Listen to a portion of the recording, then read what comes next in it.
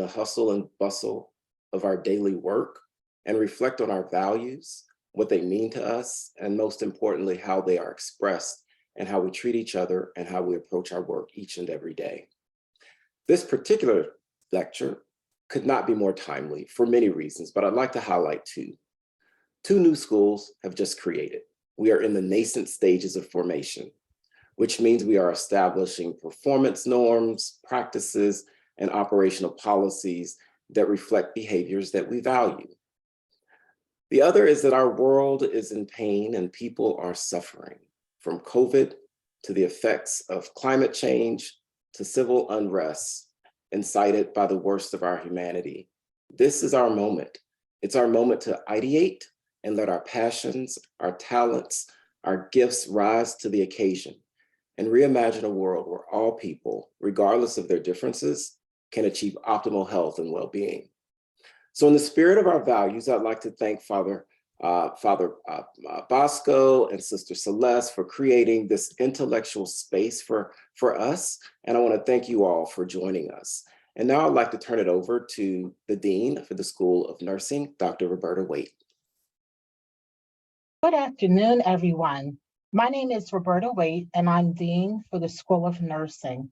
It is such a pleasure to be here, and I actually reiterate everything Dr. King just mentioned in reference to the meaningfulness of this lecture that we're going to have before us. I think of many of the reasons that makes Georgetown special, it is our values. It's the values in how we state them, how we embody them, and then how we continue to live them and educate our students through application of these values as well. So please sit back, enjoy this lecture. We have it once a year, and I really am in anticipation of what's to come before us. I would like to turn it over now to Dr. Carol Taylor. Thank you. So as chair of the School of Nursing and School of Health's Committee on Mission and Values, I also want to warmly welcome you to this afternoon's presentation. And just very brief intros to our two generous and wonderful guests, Sister Celeste Mokricki, a sister of St. Joseph's of Philadelphia, who joined our Georgetown community as chaplain for the School of Nursing and the School of Health in August of last year. Prior to her arrival in Georgetown, she ministered as a pastoral associate in various parishes, where she learned the value of collaboration and the empowerment of laity. She served as her congregational vocation director. She's also an artist who teaches watercolor, painting, and drawing, and her artwork has been featured on the Leadership Conference for Women Religious website. Father Mark Bosco is Vice President for Mission and Ministry at Georgetown University. In this role, he shares the Catholic and Jesuit heritage of Georgetown with faculty, students, staff, parents, and alumni through seminars, presentations, immersion programs, and retreats. Father Bosco oversees robust campus ministry programs on 4 campuses and a dynamic pastoral care program at MedStar Georgetown University Hospital. And so without further ado, please, Sister Celeste and Father Mark. Thank you, Carol. Thank you. Are we on? Okay. Well, Carol, thank you very much. And thank you to both the School of Nursing and School of Health. We thought we would start with one of the great traditions of Jesuit education, Jesuit spirituality, which is kind of an examen, right? So Celeste, do you want to take it away? A couple of minutes of just to kind of center ourselves for this next hour. Okay, I would love to. Thanks. Let's just take a moment just to pause and to take a few slow, deep breaths.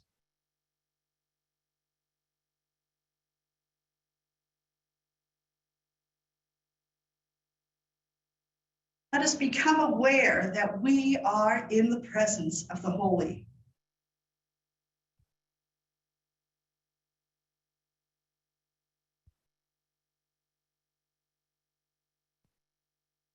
What am I especially grateful for this day? So let's just take a moment to get in touch with our gratitude.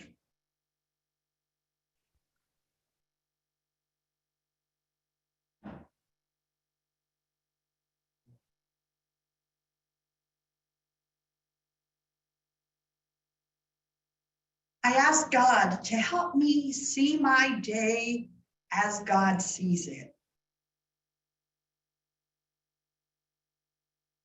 When and where did I pause today to allow the unexpected to catch my mind and heart?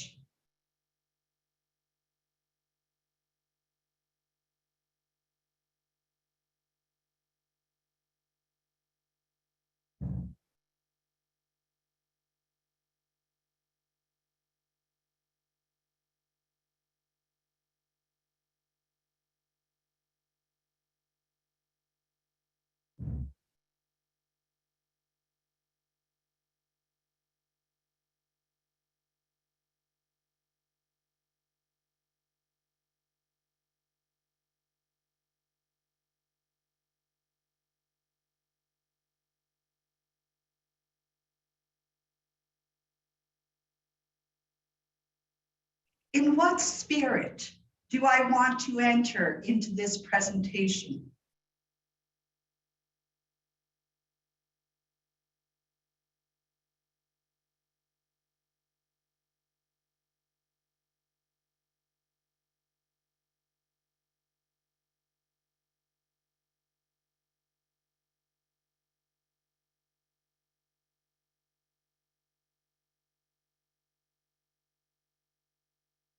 We enter into our time, O God, together in gratitude, hope, and peace.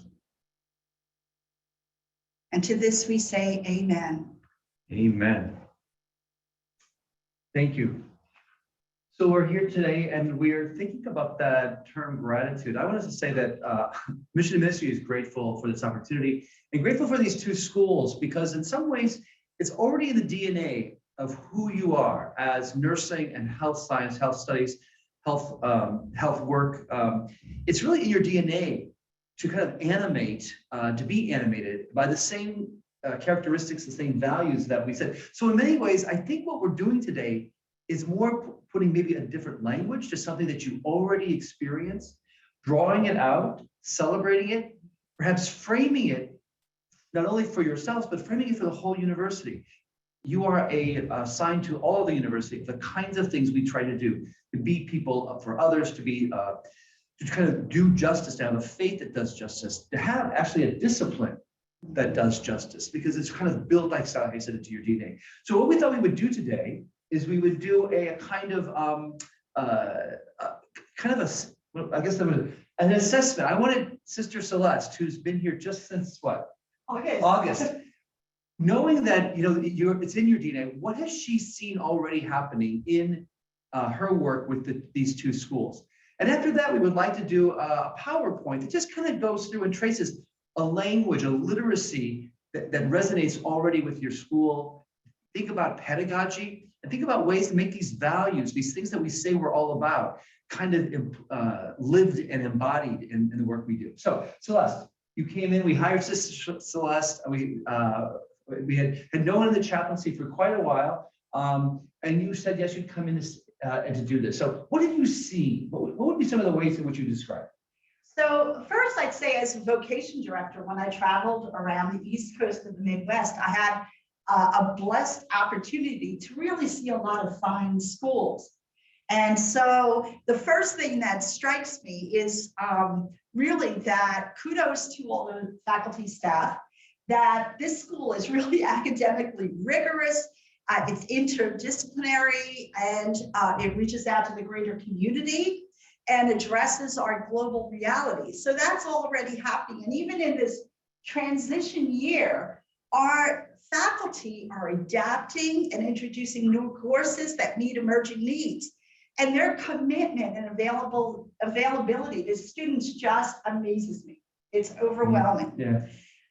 However, I also have noticed a spirit that we desire to not only challenge our students intellectually, but we want to form them to prepare them to be capable and just and discerning health leaders. So when I thought about this question, like when I showed up, what is this Georgetown difference, you know, in this school? And really, it is those Jesuit values and the traditions that we hold so dear. As a sister of St. Joseph, we practice Ignatian spirituality, so it's something that I've really been familiar. And I think that if we can cultivate these values even more so, because I think it's already being done, into the hearts and minds of our students, and especially nurture a habit of contemplation, and I call it a habit, then we will be ensuring the vitality of this mission here at Georgetown. Yeah. So it's really great. So Mark, why don't you take us into a deeper plunge into these values? Okay, let's do it. We're gonna get the PowerPoint up just a second here, people.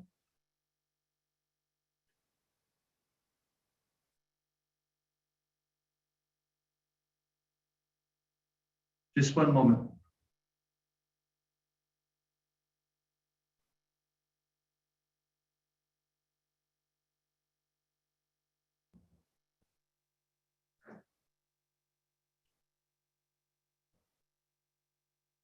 Okay, there we go. So we're calling this re-energizing our values because again, I think those values are already implicit, so much that you do. How can we make them explicit? How can we then re-energize these? And so we'll go back and forth and we'll make comments in between all these things. But it's really about that. How did the Spirit of Georgetown, can they be a framework or a pathway through how you're going to make the judgment you have to make as a school, how you're going to treat one another, how you're going to hopefully build up your two schools.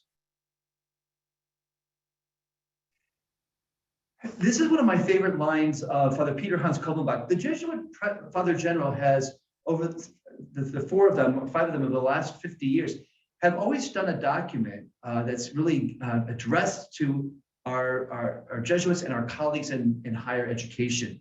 And he came to Santa Clara in the year 2000 to talk to all of the Jesuit schools, really in the North America and Canada, United States, Mexico, who are interested in what is the difference? What's the texture of a Jesuit university? And his line is, the real measure of our Jesuit universities lies in who our students become. It's a matter of formation, right? It's a formative thing. It's somehow we have to see our work and our goals really in the lives of how our students live.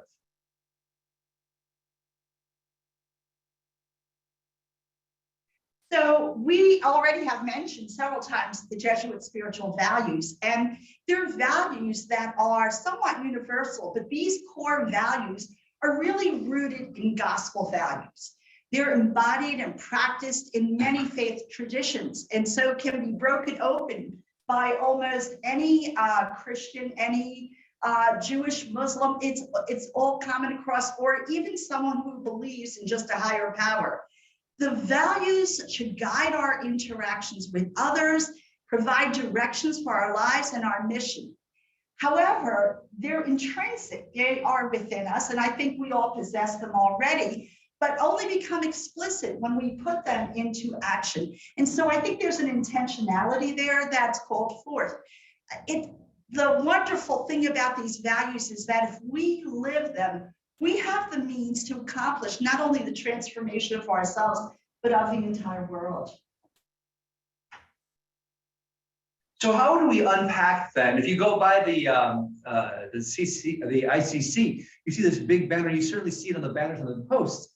We have these Spirit of Georgetown, these 10 ways of thinking about what it means to have the values that this school and for what it stands for, how it can be employed. So you've seen these before. I won't go through them, but we wanted to kind of unpack some of these because we think they're very, very important. But before we do that, I was very interested to see that you've already done many of your own sorts of meetings, of trying to kind of articulate what that is. And you can see that there's a lot of comparison. So what we're going to be doing is kind of seeing that what you've already done, and again, making it more explicit. Academic excellence on the one side, excellence in the way you put it. Contemplation and actions over there. And of course, that word cur personalis. Career personnel, so we'll talk a little bit more about that in just a few seconds. Such an important aspect of Jesuit higher education. You use the word social justice. We wanted to kind of connect it in these values to the formation of faith, the faith that does justice. What kind of faith do we have? A faith that does justice, a faith in a God, a faith in a community that actually makes the world a just place, restores the world. People for others is a value of the common good, can possibly be equated, and community and diversity. So we have a care for our common whole, which I think very much so, as Dean Christopher just said, there's a sense of the economic and the environmental kind of impacts we have, interreligious understanding, and this idea of educating the whole person. So we'll go with first academic excellence. In the Society of Jesus, in this Jesuit kind of tradition of 500 years of schooling, soon after their foundation in 1540, the Jesuits addressed the need for more formal education by founding schools all over the world. Wherever they landed, wherever they were. And so we have a picture here of actually Matteo Ricci, a Jesuit who went to China and became a friend and collaborator to much of the scientists, the leaders, even the emperor himself. Why can we say we can go into a foreign culture, from a Western to an Eastern culture? Because we believe in the goodness of all creations, and that our schools then can embrace any inquiry, because good things, religious or not, are good to study. So what might that mean in terms of pedagogy? I'll turn it over to Celeste.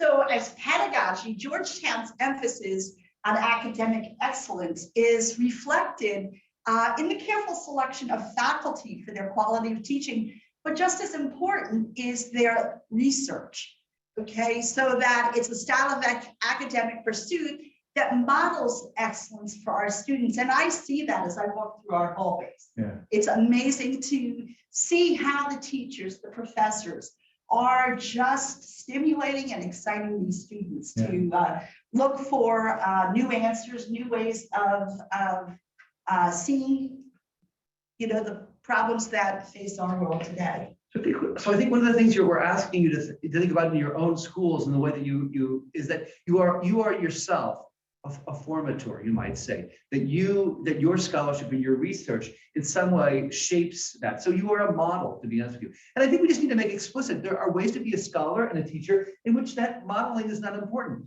But we're saying that it's very important for us to model the kinds of ways we want our students to be. So that's what academic excellence might mean for us. Will you do the next one? Sure, contemplation and action. I love this one, Mark. So St. Ignatius of Loyola believed that prayer and reflectivity should so guide our choices and actions that our activity itself, what we do, is the way we enter more fully into union with God and others. And this is reflected obviously in Georgetown's commitment to opening our gatherings in prayer, worship in various faiths, and really a retreat program that reaches so many of our students and faculty. It is crucial, I think, for us, especially in this time, to nurture those seeds of contemplation, our ability to be able to reflect on everything that's going on. And, we hear these terrible things that happen in our world, and we want to jump into action. But that action, if we don't precede that with contemplation, could be more focused on our own ego needs. Yeah. All right, rather than promoting what we are called to, by our God. In some ways, contemplation before and after. So it's also, I very much believe that we can build something because we've spent the time talking about it together. That memories are actually made when we contemplate and reflect together. That we can use those things and they become more solidified for us. And so in the history of Jesuit pedagogy, we actually have a pedagogy sometimes called the Ignatian pedagogical paradigm. Perhaps you even heard of this in your own schooling, in your own sense of how you run a classroom. But it's a kind of a hermeneutic of reflectivity as always critical in the intellectual inquiry, whether it's in the classroom, whether it's in a staff meeting, whether it's in a faculty meeting. Can we spend some time? What's the context? Have we reflected on our experience? Have we had an experience? What kind of actions? How do we evaluate this? So this this paradigm, which kind of comes out of Jesuit education. They were already speaking in this kind of hermeneutical circle 100 years ago. So this has a great history in some ways of trying to talk about, to articulate how reflection and contemplation is such a part of what we do. Again, I think it's the same thing that you're doing. Did you want to say something? Yeah, I do, because that is one of the things that I've come to know in talking with faculty, that in many classrooms, they're already using some methods of contemplation. So that some professors are asking their classes to journal, some meditation at the beginning of the classes. They give them case studies where they have to write their own reflections. So all of those are really wonderful ways to do that. One of the other ways that I would, and we were going to talk about this again, but it really would help us with, is this Ignatian examen. Yeah. And to do that at the beginning of a class, or to help them to kind of really implement that in their own lives by doing it. Yeah. Yeah. So I think, again, we're already doing it. It's just making it present to us, trying to make explicit what maybe is implicit in our lives, and then saying, I'm going to keep on evaluating that all the time as I continue to create curriculum, as I continue to do research, as I continue to gather other researchers and scholars into my work. The third phrase that I see that is very important, and has been important to the medicine, nursing, health, cura personalis. The Latin phrase actually translates as care of the person. And it was used by Ignatius's own men early in his own life about how do we take care of each member of our community with their gifts, their challenges, their needs and possibilities. I think it's really important to see that word challenges and limitations in that as well, right? Cura personalis is not just, let's just care for you by taking like this kind of care. It's like, I have to know you. I have to know where your talents are. I also have to know what your limitations are. Because cura personalis is for something. It's not just for you. It's for the work you do. And so I think when we think about cura personalis in a staff meeting or cura personalis in a school, we're saying, what do I need to know of each other? And how do I care for each other so that we can make this place even more effective, that our mission can be more strengthened by it? And as a pedagogy, you wanna go? Yeah, it's to strive to give individualized attention to each person, recognizing that every person in front of us has different circumstances, different strengths, different gifts, and different limitations. And I think that could be a little challenging in all that we have to do. And for me, I wondered about whether at the end of a class, it would be great to just step back and not only think about what happened in that class as far as the material goes, but what was happening in front of me, paying attention. I think it's really calling us to another Jesuit thing, which is to be present in the moment, okay? So that we can cultivate, empower these gifts of other people, you know, and it's not about me, it's not about my— Which is a good point. So I have students tell me, you know, do this for me because it's cura personalis. Do this for me because it's not self-care. Cura personalis is not self-care. It's directed towards the other. It's really an activity directed toward the other. And you probably in your own classrooms maybe have even come across that. So, but do know that it's really kind of a motor to do our jobs. Next one. Sure, faith that does justice. In 1965, the Jesuits made a significant institutional commitment to the service of faith and the promotion of justice. This commitment links the authentic following of Jesus with an obligation to address the social realities of poverty, oppression, and injustice. It is not enough to just believe in a God. It has to move us. It moves us into action. It moves us to reach out to those who are on the margins, on the boundaries, those who are the weaker members in our society, and to invites us to lift them up. Yeah. So when this came out, when Pedro Arrupe said this, it was really quite radical. He was actually booed off the stage when he said this. It was with a group of alumni. And our schools in 1965 were great schools, elite schools, amazing research. But there really was a sense that, you know, it was for the elite. And so Arrupe was really severing the ties of a kind of elite kind of narrative that's severed from the notion of justice, the notion of really trying to transform the world. And of course, now we look back and say, oh, this makes a lot of sense. But in 1965, this actually was a kind of a radical kind of turn for our institutions to kind of link these always together.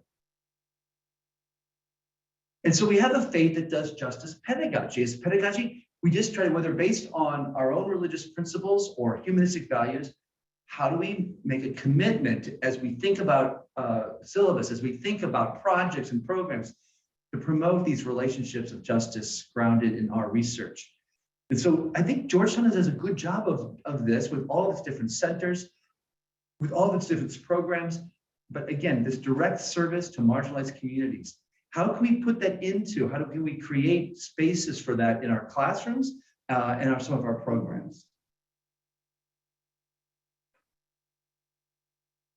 People for others, I'll let you take the next one. People for others.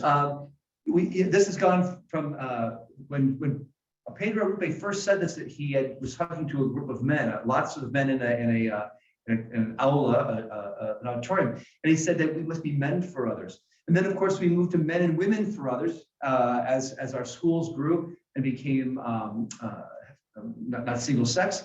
And we now say people for others to be as inclusive as possible. So we employ this term really as a challenge that our universities must engage the struggle for justice to protect the needs of the most vulnerable and the marginalized. And in some ways, what this is asking us to do is to remember the privileged place in which we work, the privileged place in which we've gotten our own educations, what we have been given. Now, what are we going to do with it? I had this symbol of the Ignatian Solidarity Network, which is a group of national centers of basically people of social justice kind of campaigns in different universities, schools, from high schools to universities.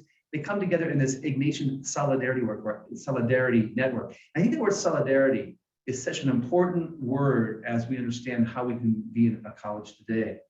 And I think for me, as you talk about us being a people of privilege and really the privileges, the blessings that we have been given in this institution. However, there's a call there for people for others, not only to go, but not to enter into that work in a hierarchical structure. All right, that we're here to help, we're here to fix, we're here to bring all the resources that I've been given, but that it's all of us. It's a we structure. We are that solidarity that you spoke of, that we're in this together. I'm not an expert. We're in this together. We accompany each other. We serve together. And I think that's another challenge in being people for others. Absolutely.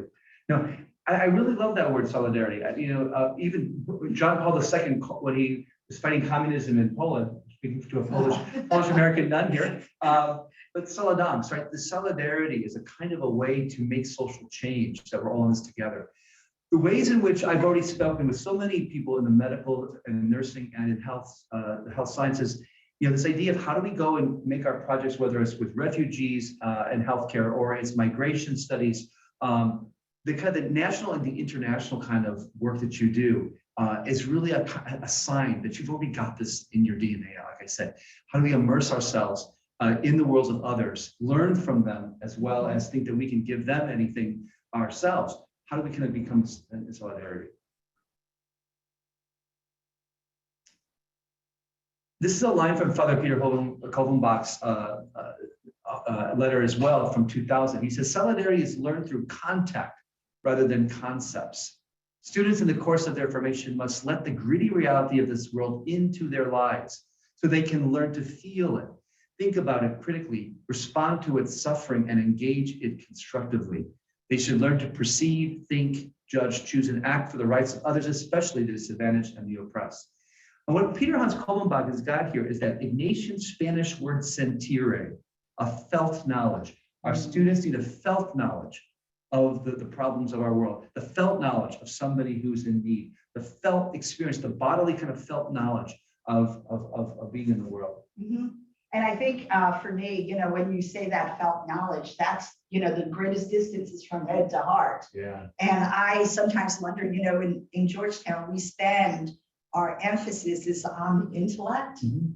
So how much do we do in order to develop that heart knowledge? Yeah. That's where the call is. The only time I ever had a chance to actually greet Pope Francis, the Holy Father, in his first couple of months of his papacy, I was there. He was talking to a group of educators from grade school through university level, all from Jesuit schools, mostly in Europe. And he was asked if he could simplify, to your point, if he could simplify down, what does it mean to work at a Jesuit school? What's the work of a Jesuit school?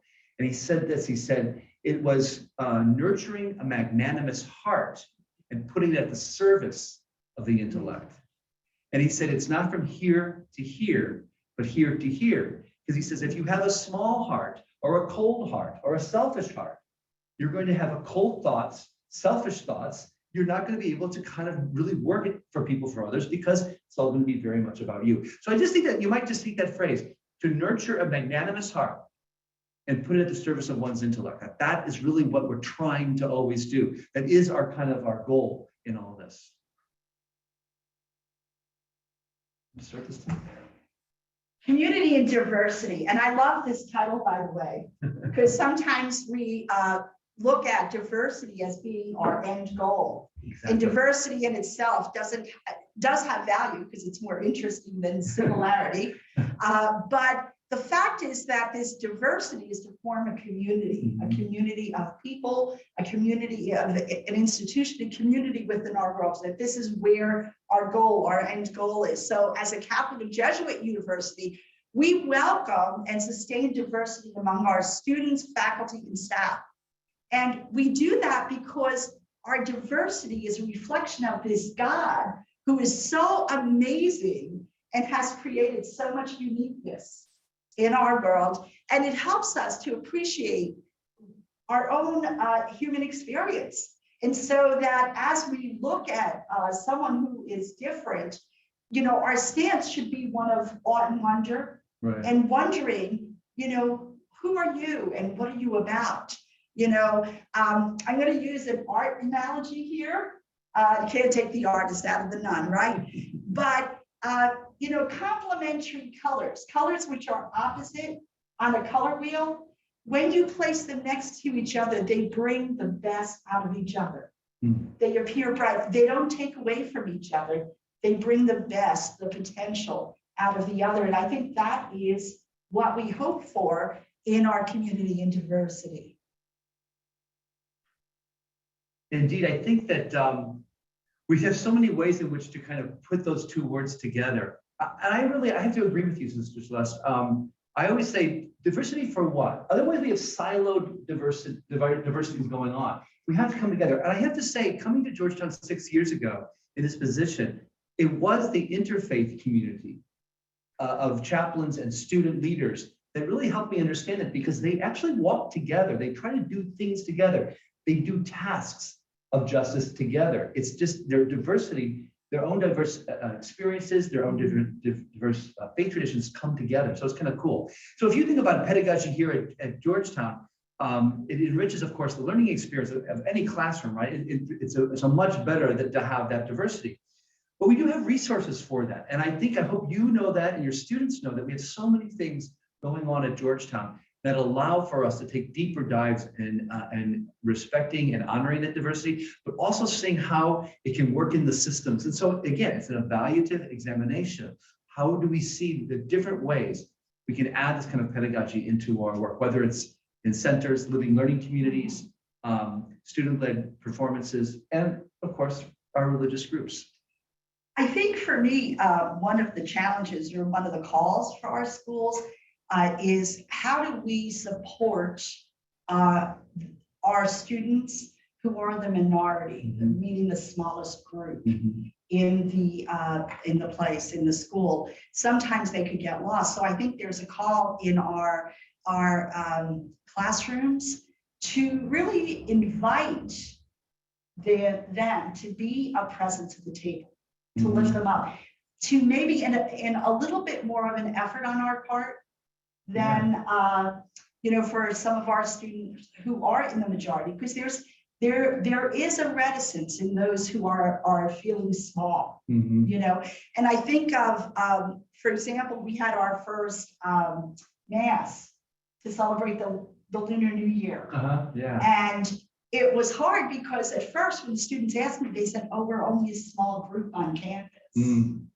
All right, so it's harder for them to be recognized, Asian Catholics. And so when they had the Mass, it was more about that they were celebrating than anything that spoke to them. So I think we have to make that little bit of extra effort. Right. I do think so. Community diversity, another way of thinking about it is that everyone belongs. And so we have to do extra work to make sure everyone belongs. We say that, inclusion is the word that is used so often, but I think inclusion always has to be with belonging, because belonging seems to kind of be where it hits our students. It actually hits the mission of Georgetown much better than just we're an inclusive center. No, we belong to one another. We belong to the school. We belong to the work we're doing for others. This Care for Our Common Home, which again, you gestured to it in many ways, just because of the way that environmental degradation impacts the lives of the poor, the health of the poor, those people on the margins of society. After Pope Francis got this encyclical published and we started speaking about it, I was in a meeting with President DeJoy and some other leaders, and we said, maybe this is going to be really now, we need to take this to the next level, make it an impact for Georgetown. So this was our 10th value. This is only since 2018 that we've actually really had banners for this. And Care for Our Common Home was the second part of the title of this encyclical, this letter from Pope Francis, Laudato Si, let us praise him, let us praise God. So he urgently calls us really to protect and promote the common good in this kind of imperative to care for the earth and environmental degradation. You want to read that? Sure. If the simple fact of being human moves people to care for the environment of which they are part, Christians in their turn realize that their responsibility within creation and their duty toward nature and the Creator are an essential part of their faith. Yeah, so how do we inculcate, how do we kind of shape and form conversations that will impact the lives of the poor, the margin, the sick, knowing that so much of it's based on where they live, how much money they make, and really the pollution that is in our world. As a pedagogy, I think you're doing this already. I've been so impressed when I talk to Roberta and Chris and others about how the research you're doing is really trying to look at global health with this as a prism, this kind of idea of a common home. So strengthening these efforts to do this with the resources in our community. So we had these two, the Global Health Initiative and the Georgetown Global Health Podcast. Celeste found those and made sure that we put those on there because they were directly towards your schools. But so you're doing it, right? We need to celebrate that these kinds of things really do kind of speak deeply to this moment, even within the church's call from Pope Francis to kind of care for the common home. Anything you want to add on that? I think the challenge again, or the call, is to kind of change our mindset from the I to the we. Yeah. Okay, that it's about all of us. It's the we in our world. It's society. It's the people all around the world. And so my choice is here in America, where we have and we flourish with so many blessings, that it impacts the we. And we can be a little ego-centered, a little bit of the I. And so I think this really calls us and to recognize the earth as gift to us also. All right, so So, and like I said, I think that it's something that our students, no matter what discourses or disciplines they're in, whether they're in the college or SFS, they've been impacted more profoundly with this anxiety on the environmental issues than we can even imagine. So you don't have to be a justice person or a peace person or I mean, everybody has the sense that we have to do something about that. And it's emergency time.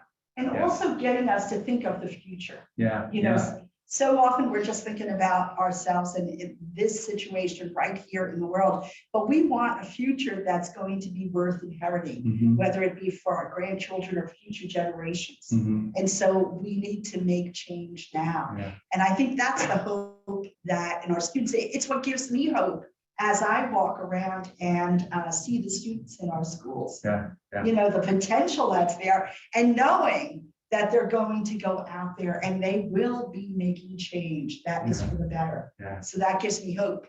Because if you read the news, that doesn't give you so Yeah. much hope.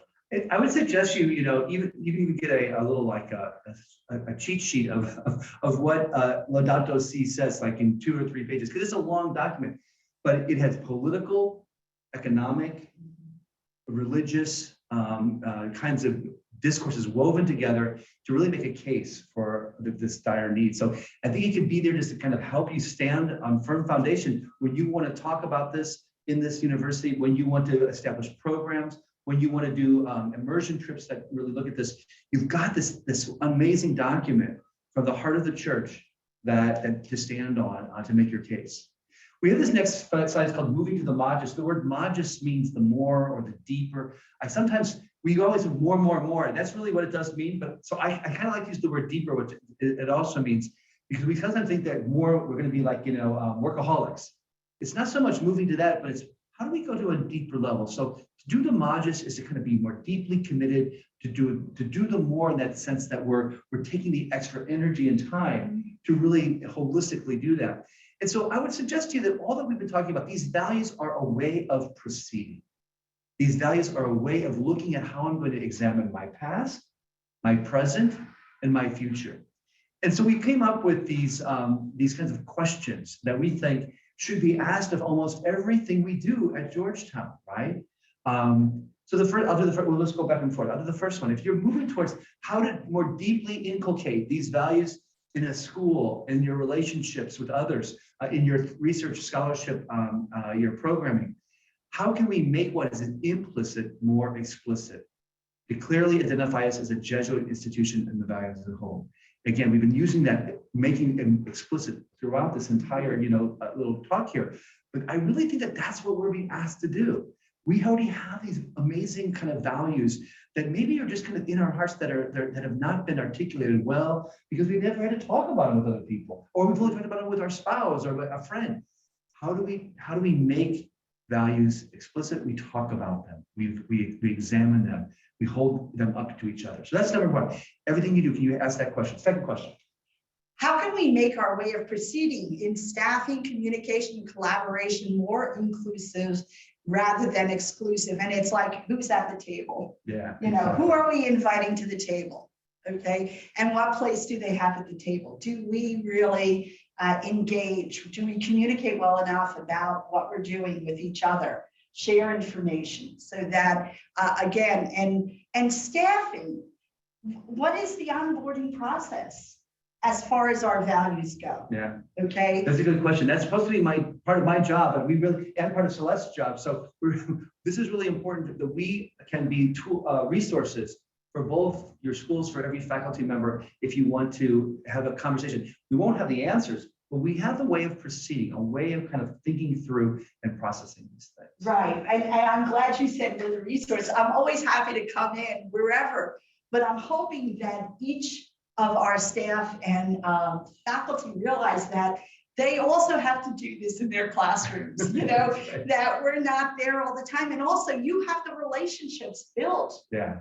With the students. I'm trying to build relationships, but you're there already. And so what you say will have even more import, so it's all of us. Again, to be more inclusive, that community and diversity is who is really missing at the table. And I think to evaluate that, and then how do we prepare them to join us so that they're very successful, that they feel comfortable in the process with us.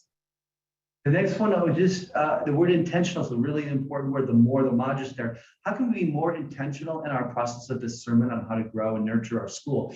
And what do we mean by that word discernment? You know, this university, more than any other university I've ever taught, I taught at 3 Jesuit universities, uses discernment and is trying to discern. What does discernment mean? It means there are 2 goods before us. It's not a good and a bad thing to do. It's not like a one or the other.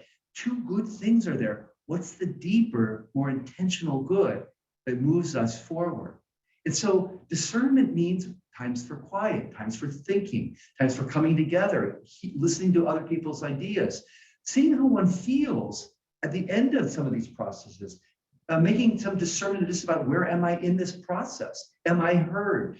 Are other people heard? So making intentionality and articulating it. We're going to do this now. We're going to do a process of discernment on whether to do this next program or to build in this direction or so forth like that.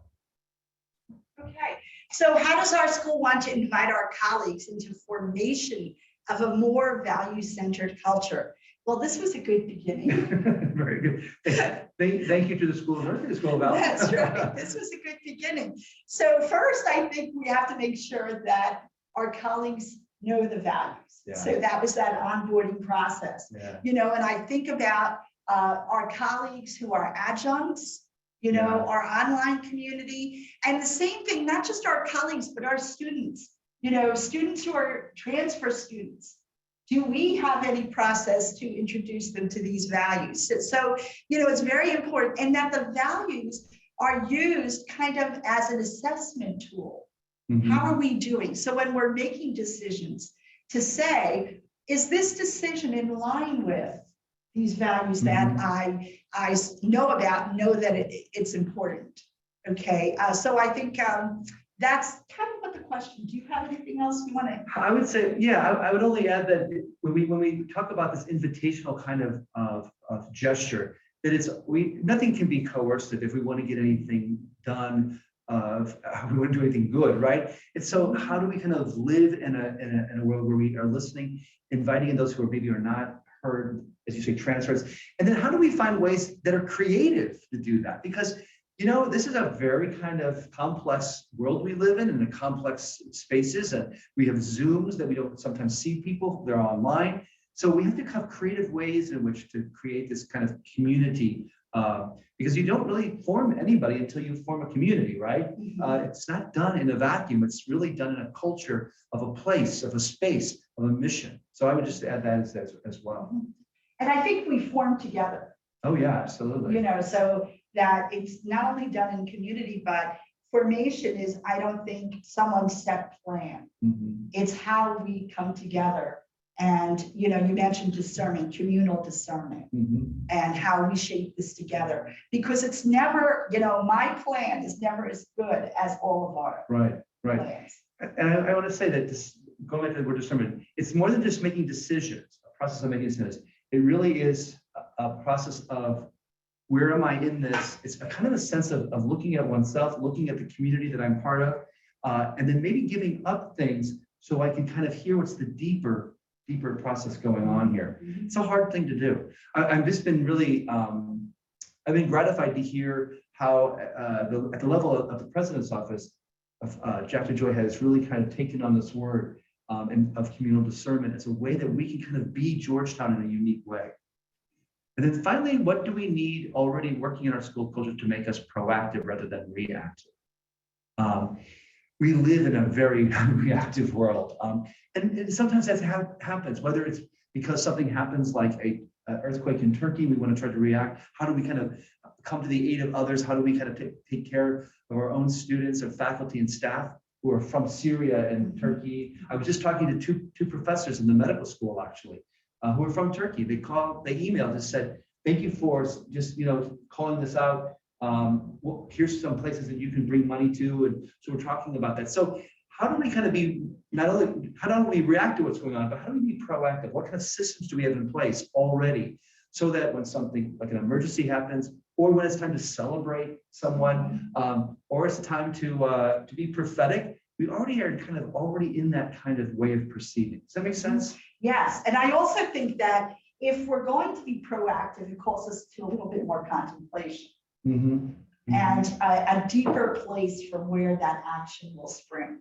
You know, it's a little bit of a slower process and a deeper process. Yeah. Right, than just and you know, sometimes we're reactive. In other words, you do it. Okay, I'm done, finished. Yeah. Reaction, we Okay. just do this one thing and then we can walk away from it. That's To exactly be it. proactive is really to walk in a direction, to accompanying each other in a kind of way of thinking and organizing one's work, Right. one's life, one's teaching. Yeah, and it's really getting to know, also to understand in a deeper way all the other situations or persons in the room, if it's a situation to really spend time with, and to kind of separate maybe my own feelings, my own reactions, all of that. And all of that takes contemplation and reflection. If I was to sum up this whole thing, I would use the stuff that I have put in bold. I think, again, if we're in processes of thinking and praying and imagining and being creative, can we say what is more? How can we make explicit what is implicit? How can we be inclusive always rather than exclusive? Is there ways to be more intentional in what we're doing? And how do we invite others into this so that we share in this and that everyone is seen and represented there? Oh, and that's the end. So I'm going to have them. Very good. Okay, I think we all want to be proactive. And I invite you to join me in celebrating Sister Celeste and Father Mark. And just before we do that, we have 6 minutes. If anybody wants to use the question and answer function, would love to do that. But first, we just want to thank you for an amazing time together. We hope that this worked out okay. We thought we would try to do it together, so it was just a little bit more. How do you make Absolutely Zoom more beautiful. dynamic, right? And as we kind of watch that question and answer, I want to just ask you one little question I had prepared. But when you talk about contemplation and action, and I think it's a hard thing sometimes to share and to talk about, and your slide specifically referenced opening prayer, worship, retreat. How do we teach what it means to be contemplative in action when I prepare for a pathophysiology exam or an ethics course, or I watch the evening news? Could you say a little more about that? We won't take a step. I'll go first, maybe. Go ahead. I would say that we're not going away from what we're doing. It's in action. It's in the day-to-day stuff. It's what we're doing. But it's taking that moment to take the deep breath, to remember to maybe decenter ourselves from the craziness of the energy. It's a contemplation in action. We're not going off to a monastery. It's a simple opening prayer that just kind of says, okay, I want to remember that the world's bigger than the difficulty in front of me. Or I need to go deeper as I go into this very complicated medical or health kind of thing. So it's the contemplation in action. It's in the moment. It's not somewhere in a religious house. It's not somewhere by myself on a mountaintop. It's not somewhere kind of holed up. It's in the moment where I am. That's exactly it. I was going to say, be present in the moment. It again, whether you're preparing a lecture or you're in the lecture, it's taking maybe a moment before entering into it. And maybe even in the midst of it, a pause. Right. Can we just take 30 seconds? Write down, do you have any questions? Mm-hmm. What's provoked you so far? I love the word provoke, and I do this in my classes. What provokes you from what you just heard? What's provocative? Students love that word because this is provoke. Yeah, I never thought about it this way. It's an easy way for them to kind of engage. That's a way of being a contemplative in action, stopping in the middle. And then at the end, it's maybe perhaps just kind of saying, let's just all take a second here, take a deep breath, and we're going on to the next thing. We can kind of shape and pedagogically shape that into a classroom, a lecture, even invite our students to take tests that way. Fantastic. So 2 comments now. We will make this recording available, and there have been some questions about people wanting to capture this and go back to it. But Sebastian asked, can we have this kind of lecture for short programs like non-degree certificates? Who should we reach out to? And a thank you. So you mean, how do we do this, what we just did now for other units? I think so, right? Yes. Well, so we have the resources to do it on Zoom. We have the resources to do it in any kind of way. I did it during Zoom. I did it for just 8 faculty from who were dealing with the Red House and with candles. And they just said, we have the time. Would you meet us on Zoom and kind of go through? It was more of a Q&A. Yep. Kind of like your question, Carol. It was not so much like I'm going to give a lecture. Mhm. We do have we have levels of onboarding. A very secular term, but I think it's an important way. And we also just have that presence. So email us, call us. If it's possible, we'll do it. If it's not possible now, it might be possible 6 months from now or a year from Great. now. And I would say certainly reach out to Sister Celeste, who's going to Yeah. be accessible to us. And then probably in closing, a comment from Vera. I just want to thank you all for such a lovely hour. I needed this. I appreciate it. I feel spiritually renewed. And I think Vera is speaking for all of us. So very grateful for your time and energy and all your care. My takeaway is that the measure of our success is going to be who our students become and who our faculty and staff become every day, right? Because Amen. we're in this Jesuit, marvelous, wonderful university. So thank you with our full hearts. We're very grateful. Thanks, everyone. Bye-bye. Bye now. Have a nice day. Program is now ended.